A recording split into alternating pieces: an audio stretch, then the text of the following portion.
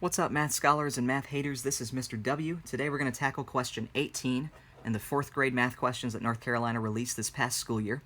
We're being asked to figure out which two of these squares have the same amount shaded. And each of these are broken into different pieces, and different amounts are shaded. So in order to do a question like this, you may have guessed that we're going to have to use fractions, and we're also going to have to do some simplifying and reducing. So that's what we need to know to do really well in a question like this.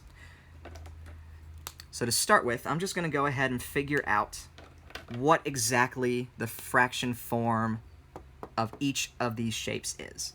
And since it's asking the fraction of what's shaded, when I make my fractions, I'm going to put my shaded pieces over my total pieces. So in the case of P, I've got 2 shaded pieces out of 4 total.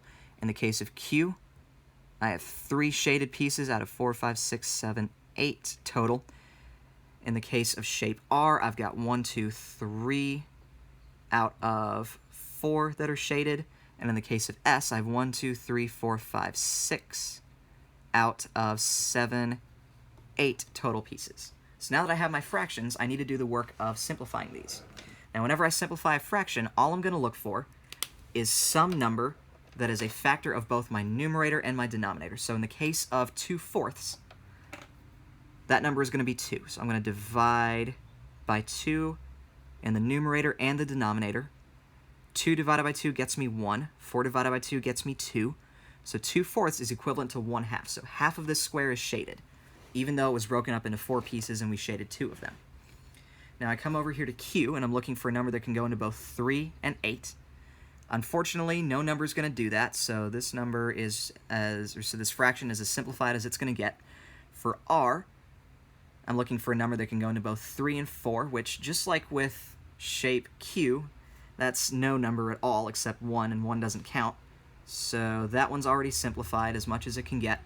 And now for 6/8, I can see that 6 and 8 are both even numbers, so I'll divide by 2, divide by 2, and this is going to get me 3. 6 divided by 2 is 3 over 4. 8 divided by 2 is 4.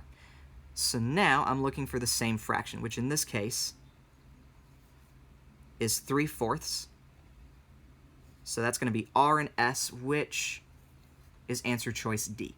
So D is our answer. R and S have the same amount shaded, which is 3/4, even though in S it was 6 pieces out of 8 that were shaded in.